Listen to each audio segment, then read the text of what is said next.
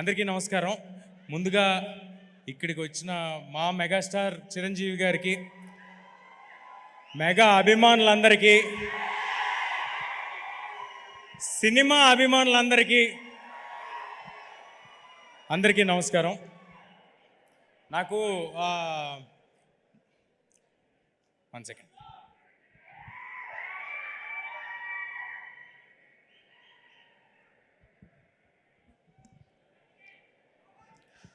నాకు మామూలుగా మైక్ ఇస్తే మాట్లాడేస్తాను, కానీ ఇవాళ ఎందుకో కొంచెం టెన్షన్గా ఉంది. అంటే వెనకాల అంజనీపుత్రుడు, ముందు అంజనీపుత్రుడు ఉన్నప్పుడు కొంచెం టెన్షన్ ఉంటుంది. బట్ ఎలా ధైర్యం తెచ్చుకుని మాట్లాడతాను నేను. మన ఇతిహాసాల్లో రాముల వారికి సాయం చేయడానికి హనుమంతుల వారు వచ్చారు. మన హనుమాన్కి సాయం చేయడానికి రాముల వారే హనుమంతుడి రూపంలో ఇక్కడ మా చిరంజీవి గారిని పంపించారని నేను నిజంగా అనుకుంటున్నాను. చిరంజీవి గారు సినిమాల్లో మాత్రమే ఆపద్బాంధవుడు కాదు, సినిమా వాళ్ళకి కూడా ఆపద్బాంధవుడు. ఎవరైనా గెలిస్తే ఫస్ట్ ఫోన్ చేసి ప్రశంసించేది చిరంజీవి గారు, ఎవరైనా ఓడిపోతే ఫస్ట్ ఫోన్ చేసి పరామర్శించేది చిరంజీవి గారు. అలాంటి మా ఇండస్ట్రీ పెద్ద మా చిరంజీవి గారు. నేను నా జీవితంలో నేను ఎవరికైనా థ్యాంక్స్ చెప్పుకోవాలంటే మా మదర్ ఫాదర్ తర్వాత నేను ఎవరికైనా థ్యాంక్స్ చెప్పుకోవాలంటే అది చిరంజీవి గారికే. ఆయన్ని చూస్తూ పెరిగాను, ఆయన్ని చూస్తూ ఇండస్ట్రీకి వచ్చాను, ఆయన్ని ఆదర్శంగా తీసుకుని సినిమాలు చేస్తున్నాను. నేను ఆయన ఏకలవ్య శిష్యుడిని నేను అనుకుంటున్నాను.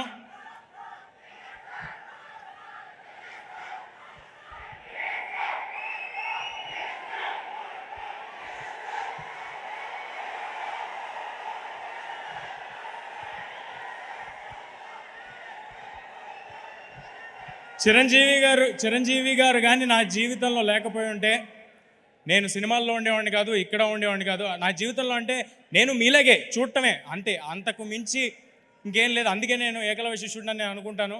అలా చూస్తూ ఇండస్ట్రీకి వచ్చాను. ఇవాళ మీ ప్రేమ ఇక్కడ నిలబెట్టింది నన్ను. సో నా ఉనికికి, నా ఉన్నతకి కారణమైన చిరంజీవి గారికి పాదాభివందనం సార్. ఇక్కడికి వచ్చింది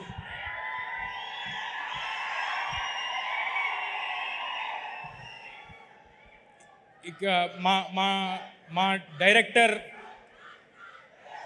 స్టార్ మెగా స్టార్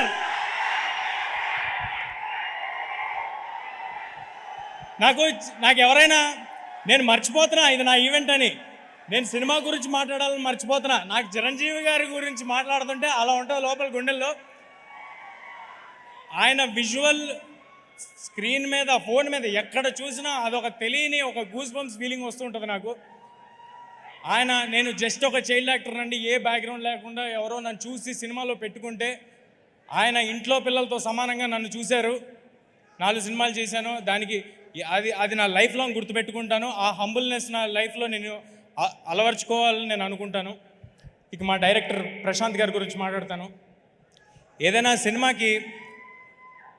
సినిమాకి A to Z 1 to 4 ఎవరు అంటే ఒక 4-5 పేర్లు ఉంటాయి. కానీ ఈ సినిమాకి A to Z మాత్రం ప్రశాంత్ వర్మ గారు. ఇది ఆయన కన్న కళ.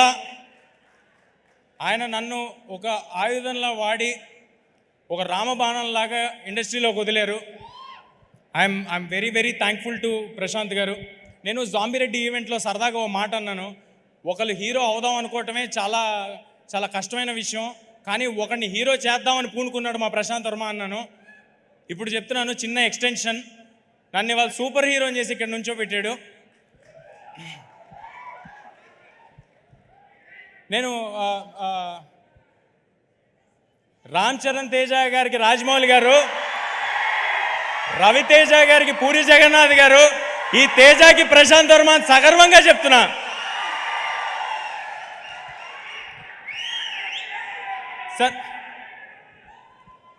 సార్ నాకు ఆయనకి క్రెడిట్ ఇవ్వటంలో ఏ మొహమాటం లేదు. నేను ఉత్సవ విగ్రహాన్ని మాత్రమే, మూల విరాట్ మా ప్రశాంత్ వర్మ. ఈ సినిమా మీరు ఏం చూస్తున్నా దానికి రీజన్ మా ప్రశాంత్ వర్మ.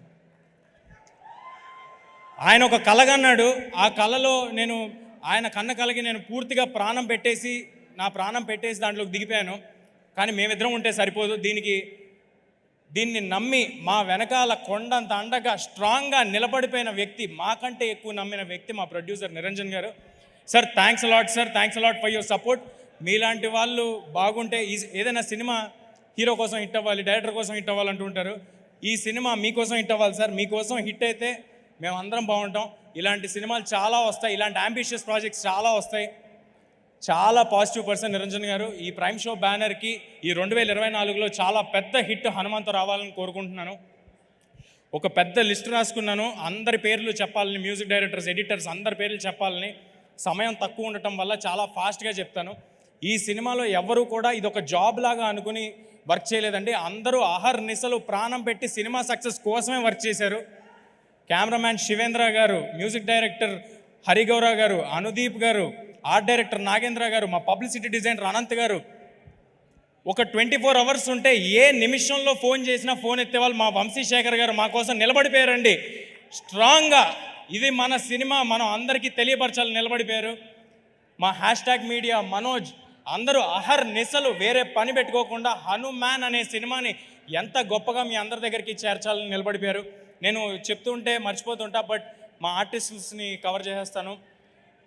మా సినిమాలో హీరోయిన్, నేను ఎప్పుడు హీరోయిన్లు మర్చిపోతుంటాను, సో ఫస్ట్ ఈసారి అందుకే హీరోయిన్ పేరు చెప్పేస్తున్నాను. మా సినిమాలో హీరోయిన్గా చేసిన అమృత అయ్యర్ గారు, వరలక్ష్మి శరత్ కుమార్ గారు, వినయ్ రాయ్ గారు, సముద్రకన్ గారు, గెటప్ సీను గారు, వెన్నెల్ కిషోర్ గారు, సత్య గారు అందరూ వాళ్ళ 100% ఇచ్చి సినిమా సక్సెస్ కోసం మాత్రమే పనిచేశారు. వాళ్ళకి ఇది ఒక జాబ్ లాగో ఏదో డబ్బుల కోసం ఏదో వచ్చాం వెళ్ళాం అన్నట్టు ఎవరూ లేరండి. I'm very very thankful for all of you. ఇంకా ఎక్కువ సమయం ఉంటే ఒక్కొక్కరి గురించి నేను విడమరి చెప్పేవాడిని. చిరంజీవి గారిని ఎక్కువ వెయిట్ చేయించడం నాకు అసలు ఇష్టం లేదు. చాలా ఫాస్ట్గా కంప్లీట్ చేస్తాను. ఈ సంక్రాంతికి ఇంకా వేరే సినిమాలు కూడా వస్తున్నాయి. అన్ని సినిమాలు ఆడాలి.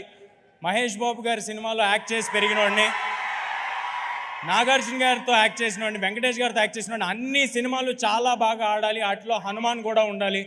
ఈ సంక్రాంతికి హనుమాన్ థియేటర్స్లో వస్తుంది. హనుమాన్ ఈ సినిమా నిలబడుతుంది, ఈ సినిమా మమ్మల్ని నిలబెడుతుంది, గ్యారంటీగా చెప్తున్నా. ఈ హనుమాన్ అనే సినిమా ఒక సూపర్ హీరో సినిమా. ఒక మామూలు కుర్రాడికి, ఒక బలహీనుడికి, ఇప్పుడు నన్ను చూస్తే బలహీనుడిలాగే ఉంటాను కాబట్టి ఇప్పుడున్న సిచ్యువేషన్కి కూడా సరిగ్గా సరిపోద్ది. సో ఒక బలహీనుడికి హనుమంతుల వారు పవర్స్ సడన్గా ఆయన ఆశీస్సులతో వస్తే ఏంటనేది ఈ సినిమా అండి.